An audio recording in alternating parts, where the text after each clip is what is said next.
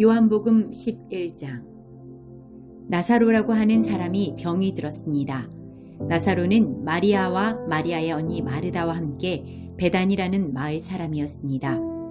마리아는 주님께 향유를 붓고 자기의 머리카락으로 주님의 발을 씻어주었던 바로 그 여인입니다.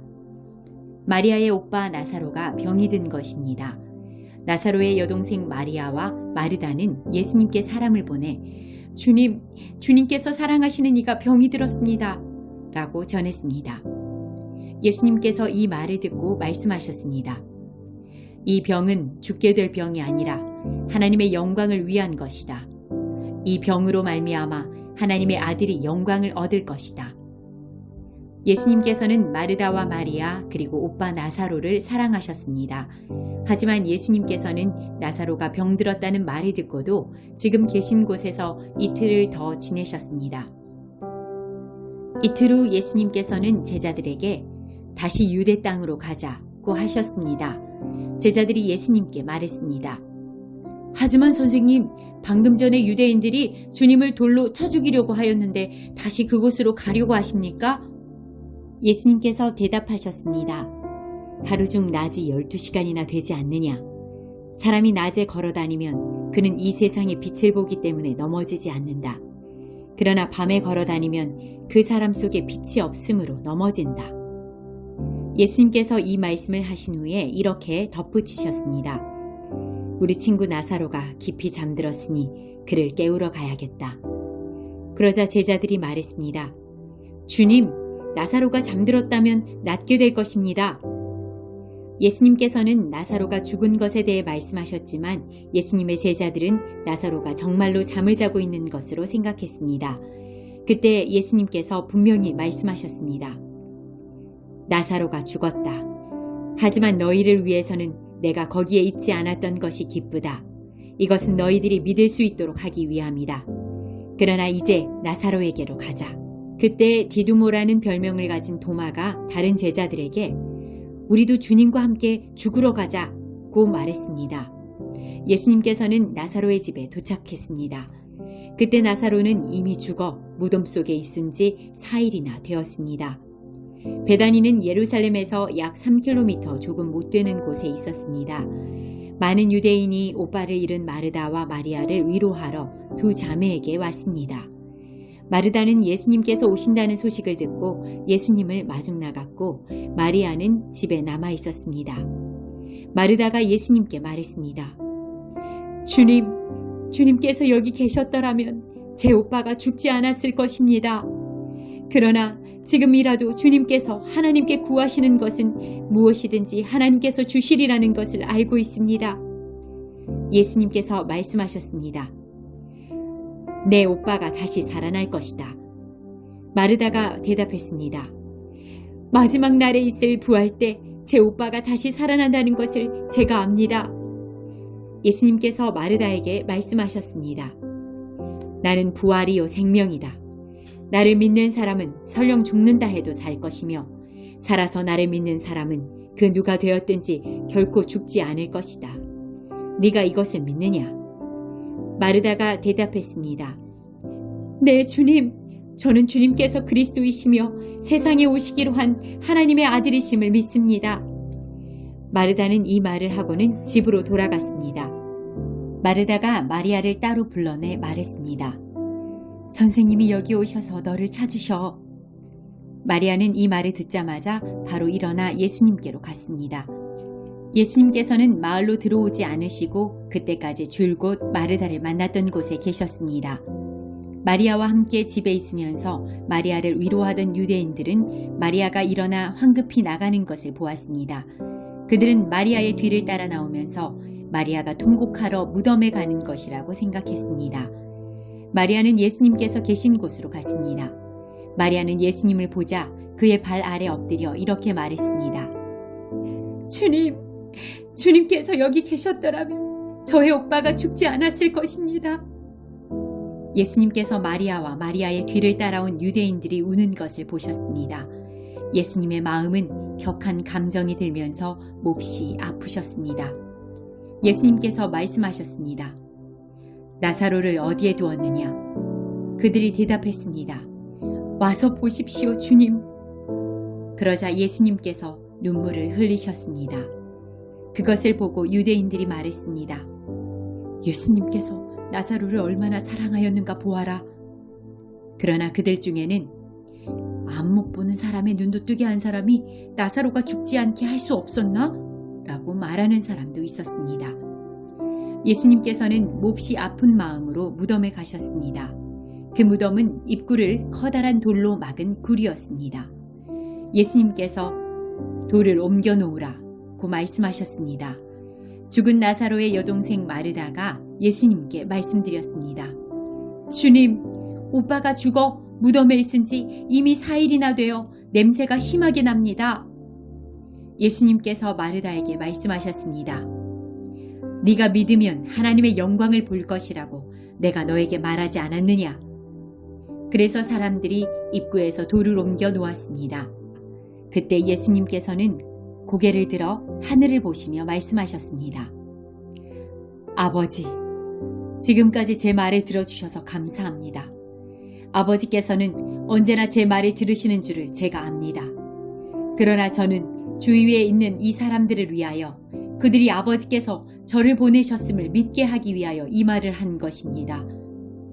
예수님께서는 이 말씀을 하신 후 큰 소리로 말씀하셨습니다. 나사로야, 나오너라. 죽은 사람이 밖으로 나왔습니다. 그의 손과 발은 천으로 감겨져 있었으며 얼굴도 천으로 둘러싸여 있었습니다. 예수님께서는 사람들에게 천을 풀어주어 다니게 하여라 하고 말씀하셨습니다. 마리아에게 조문하러 왔던 유대인들은 예수님께서 하신 일을 보고는 그분을 믿었습니다. 그러나 그들 중 어떤 유대인들은 바리새인들에게 가서 예수님께서 하신 일을 일러 바쳤습니다. 그러자 대제사장들과 바리새인들은 사내들인을 열어 의견을 물었습니다. 어떻게 하면 좋겠습니까?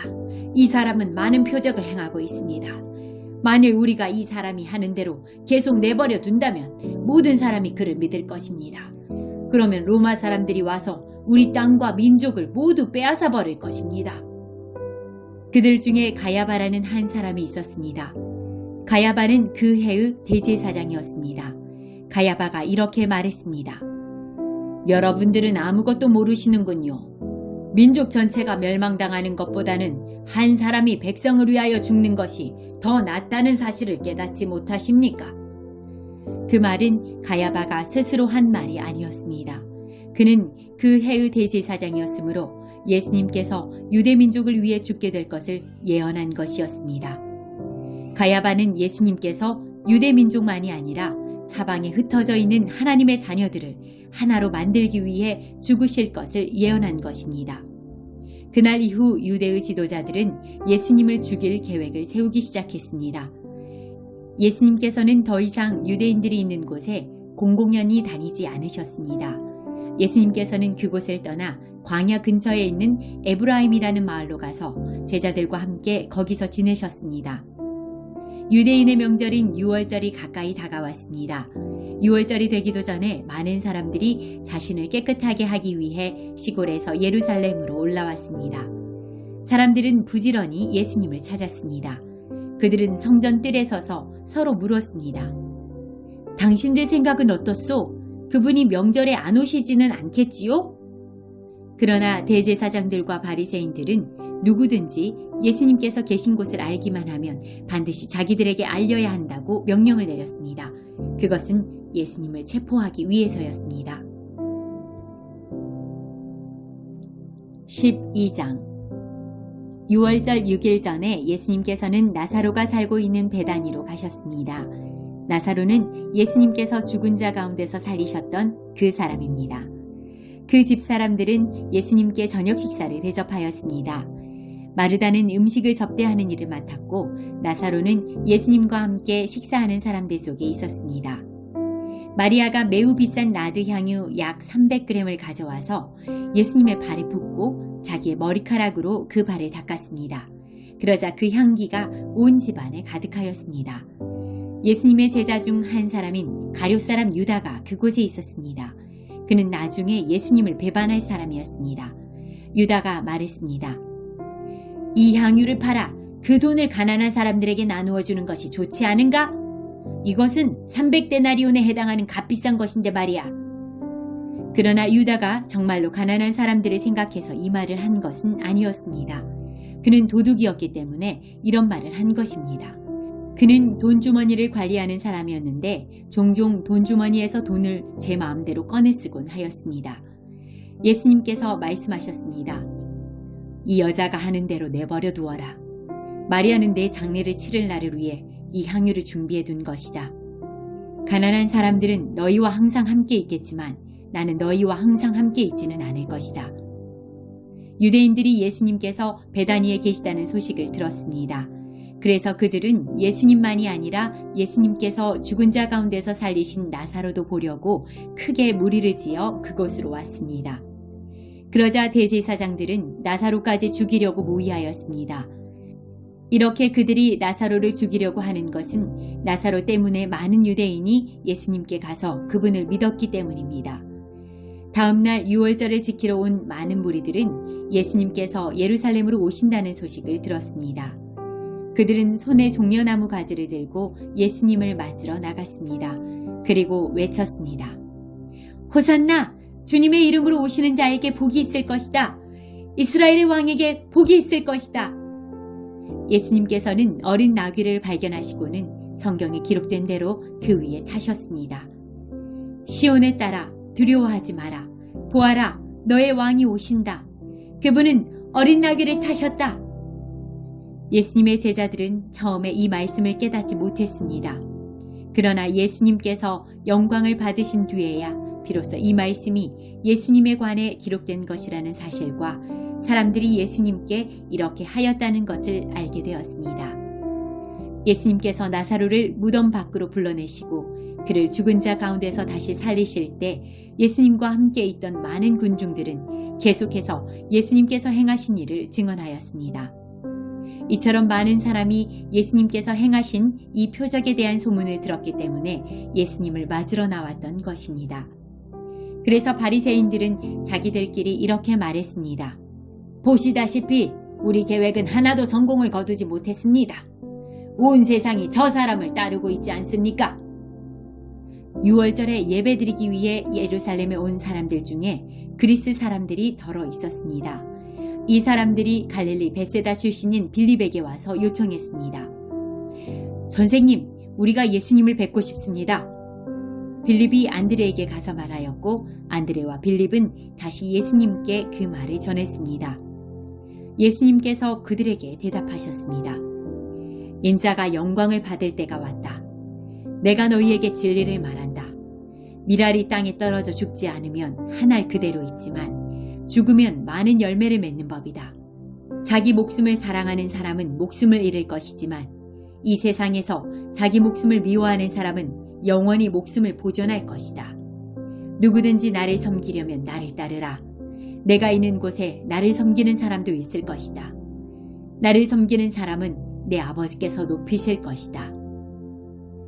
지금 내 마음이 무척 괴로우니 무슨 말을 하겠습니까? 아버지, 이때를 벗어나게 해주십시오. 아닙니다. 나는 이 일 때문에 이때 온 것입니다. 아버지, 아버지의 이름을 영화롭게 하소서. 그때 하늘로부터 내가 이미 영화롭게 하였고 또다시 영화롭게 할 것이다. 라는 소리가 들렸습니다. 곁에 서서 이 소리를 들은 많은 사람이 천둥 소리가 들렸다고 말했습니다. 그러나 그 사람들 중에는 천사가 그에게 말하였다 라고 하는 사람들도 있었습니다. 예수님께서는 이렇게 대답하셨습니다. 이 소리는 나를 위해서가 아니라 너희를 위해서 들린 것이다. 이제 이 세상을 심판할 때가 되었다. 이제 이 세상의 통치자가 쫓겨날 것이다. 내가 땅에서 들려 올라가게 되면 나는 모든 사람을 내게로 이끌 것이다. 예수님께서 이런 말씀을 하신 것은 자신이 어떤 식으로 죽을 것인가를 보이려는 것이었습니다. 군중은 이 말을 듣자 이렇게 말했습니다.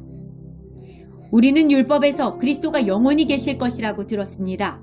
그런데 당신은 어떻게 해서 인자가 들려야 한다고 말씀하십니까? 당신이 말씀하시는 인자란 도대체 누구입니까? 그러자 예수님께서 대답하셨습니다. 빛이 잠시만 더 너희와 함께 있을 것이다. 빛이 있을 때에 다니면 너희는 어둠에 사로잡히지 않을 것이다. 어둠 속에서 다니는 사람은 자기가 어디로 가는지 모른다. 빛이 너희에게 있을 동안 빛을 믿어라.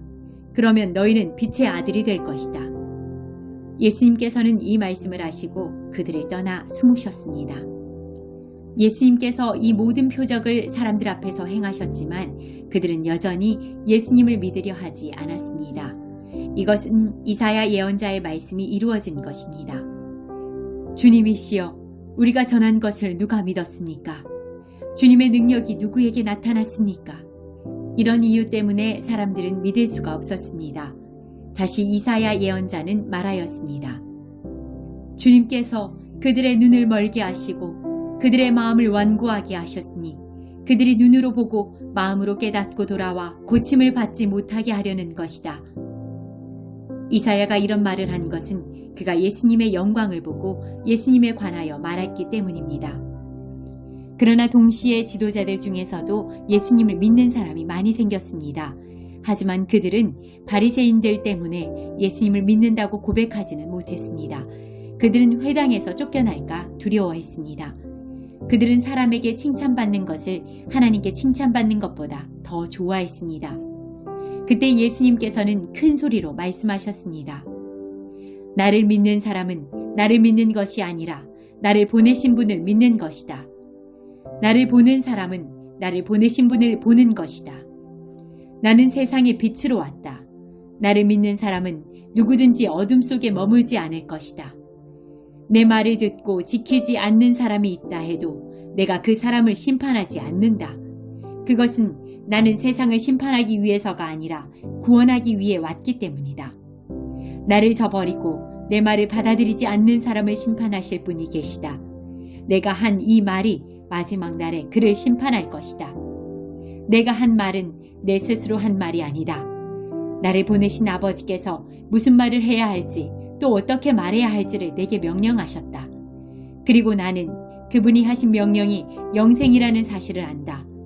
그러므로 내가 말하는 것은 무엇이든지 아버지께서 내게 그렇게 말하라고 말씀하신 것이다. 13장 6월절 바로 전에 예수님께서는 자신이 이 세상을 떠나 아버지께로 돌아갈 때가 왔다는 것을 아셨습니다. 예수님께서는 세상에 있는 자기의 사람들을 사랑하시되 끝까지 사랑하셨습니다. 저녁 식사를 하는 중이었습니다. 마귀가 이미 시몬의 아들 가룟 사람 유다의 마음속에 들어가 예수님을 배반할 생각을 갖게 하였습니다. 예수님께서는 아버지께서 자기에게 모든 것을 다스릴 권세를 주셨다는 것을 아셨습니다. 또한 그는 아버지께로부터 오셨다가 다시 아버지께로 돌아가실 것을 아셨습니다. 그래서 저녁 잡수시던 자리에서 일어나 겉옷을 벗고 수건을 가져다가 허리에 두르셨습니다. 예수님께서는 대야에 물을 부어 제자들의 발을 씻기시고 두르신 수건으로 그들의 발을 닦아주기 시작하였습니다. 이윽고 시몬 베드로 차례가 되었을 때 베드로는 예수님께 주님께서 제 발을 씻기시렵니까? 라고 말했습니다. 예수님께서 베드로에게 대답하셨습니다. 네가 지금은 내가 하고 있는 행동을 이해하지 못할 것이지만 나중에는 이해할 것이다. 베드로가 말했습니다. 제 발은 절대로 씻기지 못하십니다. 예수님께서 대답하셨습니다. 내가 너의 발을 씻기지 않으면 너는 나와 상관이 없는 사람이 되고 만다. 이 말을 들은 시몬 베드로는 주님, 제 발만 아니라 손과 머리도 씻겨주십시오. 라고 말했습니다. 예수님께서 베드로에게 말씀하셨습니다. 이미 목욕한 사람은 발만 씻으면 되는 법이다. 그 사람은 온몸이 깨끗하다. 그러므로 너희는 깨끗하다. 그러나 너희 모두가 다 깨끗한 것은 아니다. 예수님께서 이렇게 말씀하신 것은 자기를 배반할 사람이 누군지 알고 계셨기 때문입니다. 그래서 너희 모두가 다 깨끗한 것은 아니다 라고 말씀하신 것입니다. 예수님께서는 제자들의 발을 다 씻기신 뒤에 옷을 입고 다시 자리에 앉으셔서 그들에게 이런 질문을 하셨습니다. 내가 방금 전에 너희에게 행한 일이 무슨 뜻으로 한 것인지 이해하겠느냐? 너희가 나를 선생님 또는 주님이라고 부르는데 너희 말이 맞다. 나는 바로 그런 사람이다. 내가 선생과 주로서 너희 발을 씻겼으니 너희도 서로 발을 씻겨 주어야 한다. 내가 너희에게 행한 그대로 너희도 행하기 위해 내가 본을 보여준 것이다. 내가 너희에게 진리를 말한다. 종이 자기 주인보다 크지 못하고 보냄을 받은 자가 그를 보낸 자보다 크지 못한 법이다. 너희가 이것을 알고 그대로 행하면 너희에게 복이 있을 것이다.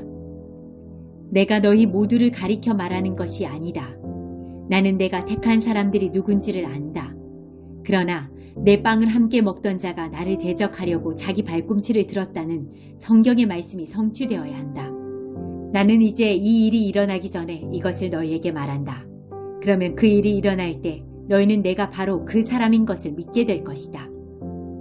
내가 너희에게 진리를 말한다. 내가 보내는 사람을 영접하는 자는 나를 영접하는 것이고 나를 영접하는 자는 나를 보내신 분을 영접하는 것이다. 예수님께서는 이 말씀을 하신 뒤에 마음이 무척 괴로우셨습니다. 그래서 이렇게 증언하셨습니다. 내가 너희에게 진리를 말한다. 너희 중 하나가 나를 배반할 것이다. 제자들은 서로 얼굴을 쳐다보았으나 예수님께서 누구를 염두에 두고 말씀하시는 것인지 전혀 알 수가 없었습니다. 예수님의 제자 중 한 사람이 예수님 가까이에 앉았습니다. 이 사람은 예수님께서 사랑하신 제자였습니다. 시몬 베드로가 이 제자에게 고갯짓을 하여 예수님께서 누구를 가리켜 말씀하신지를 물어보라고 지시했습니다. 그 제자가 예수님 옆으로 가까이 다가가 물었습니다. 주님, 그가 누굽니까? 예수님께서 대답하셨습니다. 내가 이 빵을 접시에 찍어주는 자가 나를 배반할 것이다. 하시면서 빵 조각을 집어서 접시에 찍어 가룟 사람 시몬의 아들 유다에게 주셨습니다. 유다가 빵 조각을 받자마자 사탄이 그에게로 들어갔습니다. 예수님께서 유다에게 말씀하셨습니다. 네가 하려는 일을 빨리 하여라. 거기에 앉은 사람 중에는 예수님께서 유다에게 무슨 뜻으로 이 말씀을 하셨는지 이해한 사람이 없었습니다. 유다는 돈을 관리하던 사람이었기 때문에 예수님께서 유다에게 명절에 필요한 물건을 사라고 말씀하시거나 가난한 사람들에게 무엇을 주라고 말씀하시는 줄로 생각한 제자들이 있었습니다. 유다는 예수님께서 주시는 빵을 받고 곧바로 나갔습니다. 그때는 밤이었습니다. 유다가 나간 뒤에 예수님께서 말씀하셨습니다. 지금 인자가 영광을 받았고 하나님께서도 인자를 통해 영광을 받으셨다. 하나님께서 인자를 통해 영광을 받으시면 하나님께서도 인자를 영광되게 하실 것이다. 곧 그렇게 하실 것이다. 자녀들아, 내가 조금만 더 너희와 함께 있겠다. 너희가 나를 찾을 것이다. 내가 전에 유대인들에게 말한 것 같이 지금 너희에게도 말하는데 내가 가는 곳에 너희는 올 수 없다. 내가 너희에게 새 계명을 준다. 서로 사랑하여라. 내가 너희를 사랑한 것 같이 너희도 서로 사랑하여라. 너희가 서로 사랑하면 모든 사람이 너희가 내 제자인 줄 알 것이다. 시몬 베드로가 예수님께 물었습니다. 주님, 어디로 가십니까? 예수님께서 대답하셨습니다. 내가 가는 곳을 네가 지금은 따라올 수 없지만 나중에는 따라올 것이다. 베드로가 말했습니다. 주님, 지금은 왜 주님을 따라갈 수 없습니까? 저는 주님을 위해 제 목숨을 내놓겠습니다. 예수님께서는 네가 정말 나를 위해 너의 목숨을 내놓겠느냐? 내가 너에게 진리를 말한다. 닭이 울기 전에 네가 3번 나를 모른다고 할 것이다. 라고 대답하셨습니다.